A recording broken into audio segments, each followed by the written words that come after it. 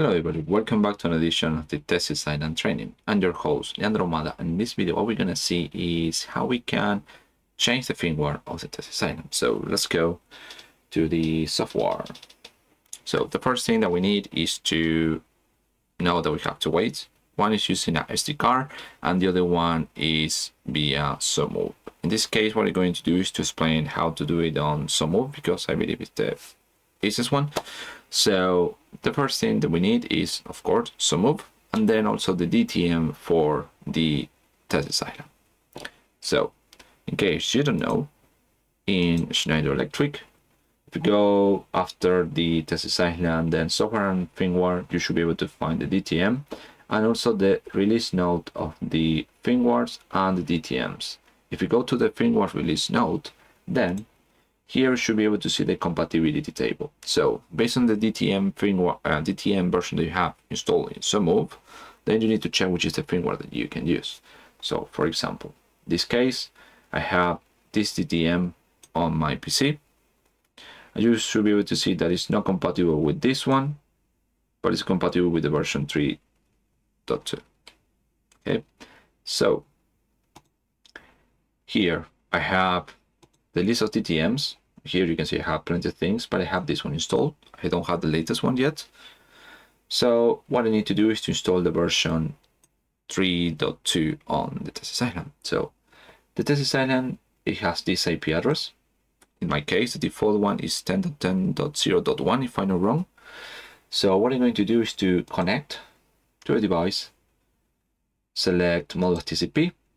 Here, I just need to put the IP address of the equipment that I want to use. If you have plenty, you can use range, but here I just use single. Scan the network, double click. You should read all this. Okay. And then just come up with the configuration that you have of the TeSys Island. So if you go now to the top device, firmware update, you should be able to see which is the firmware that you have, okay, and all the list of firmware that you have available in the server. If you're not able to connect to the server, you can use PC and then download from schneidersc.com. As you see over here, firmwares, you have all the different firmwares there, so you can download it and then select that from the PC, or just go to the server part, select the version you have, just set here upgrade possible, update, you just download the files into the PC, then make all the things for us. So remember, this is 3.1.1, the D is to migrate to this one, so just wait for it.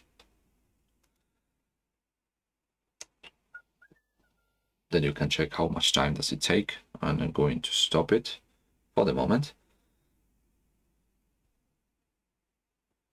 The other step is to make it by SD card, but I will explain that in another video.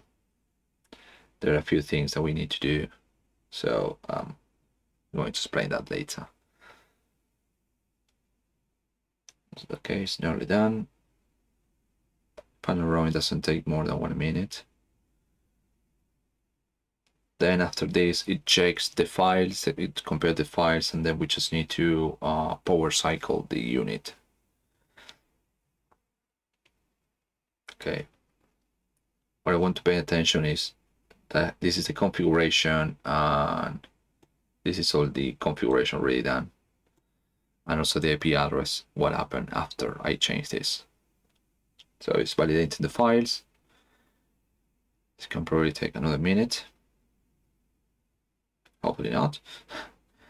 So the idea after the upgrade is that you have all the configuration, and the configuration of the avatars and the configuration of the network is still there.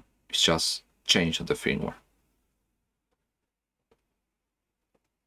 But I will probably recommend also to check the compatibility on the DTMs, because if you have the DTM, all DTM, you can probably need to install the new DTM in your PC, make the upgrade, and then download your new configuration. Okay, it's nearly done. Just waiting for the pop-up message that said, okay, file transfer, just need to power cycle the unit.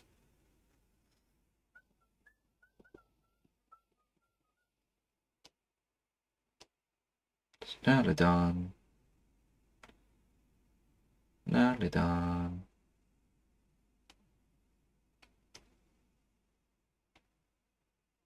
Let's validate the things. I think we are almost reaching the 3 minutes. Okay, so file transfer successful. Restart the device to apply the firmware. So what I'm going to do is here next to me. So first I need to disconnect. Going to here. No. Just to show you that I'm not lying to you. I have this one here already connected, so I'm going to remove the power supply. Just wait for the timeout. There we go. And put it back again. Just pour it, cycling it. It wouldn't take that much.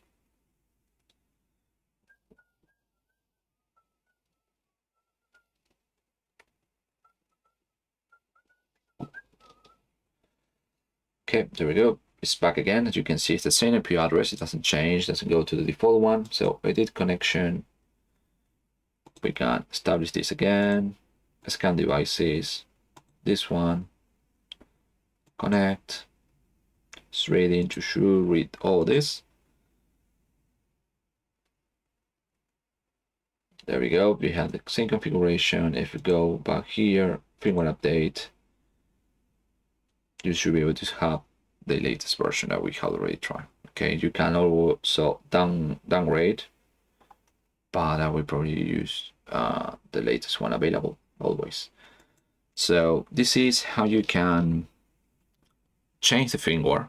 In this case, it was update the firmware of the TeSys Island using SoMove. There is also another way using the SD card, but I want to explain that later. So thank you very much for watching this video, and I see you on the next one.